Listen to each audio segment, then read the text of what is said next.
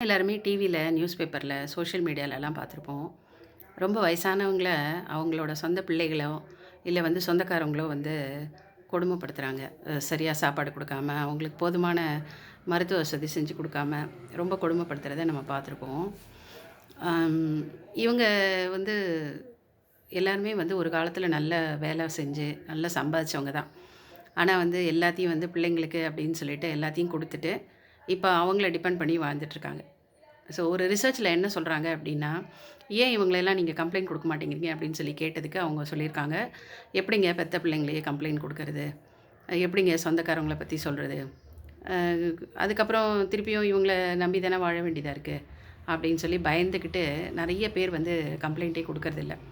So இதுக்கு என்னதான் வழி அப்படின்னு சொல்லிட்டு அவங்க கிட்டயே கேட்டதுக்கு 75% மக்கள் வந்து என்ன சொல்லியிருக்காங்க அப்படின்னா, அ நாங்க வந்து எங்களுக்குன்னு மாசம் மாசம் ஒரு வருமானம் வர அளவுக்கு எதையுமே நாங்க வந்து சேர்த்து வைக்காதது தான் காரணம் அப்படின்னு சொல்லியிருக்காங்க. ஸோ இவங்கலாம் என்ன பண்ணிட்டு இருந்தாங்க அப்படின்னு சொல்லி பார்க்கும்போது, கொஞ்சம் வருஷத்துக்கு முன்னாடி நல்ல வேலையில, நல்ல சம்பளத்தில ரொம்ப சந்தோஷமா வாழ்க்கைய நடத்திட்டு வந்தவங்க அப்படின்ற ஒரு விஷயமும் வந்து அந்த ஆராய்ச்சியில தெரிய வந்தது. அ பிள்ளைங்களா இருக்கிற வரைக்கும் அவங்களுக்கு எல்லாமே பார்த்து பார்த்து பண்ணக்கூடிய பெற்றோர்கள், பசங்க வளர்ந்து அவங்க வேலைக்கு போய் சம்பாதிக்க ஆரம்பிச்சோனே, அவங்க பணத்த எடுத்து செலவு பண்ணுறதுக்கே ரொம்ப யோசிப்பாங்க. இது பொதுவா எல்லா பேரண்ட்ஸ்க்கும் இருக்கக்கூடிய ஒரு மனநிலை தான்.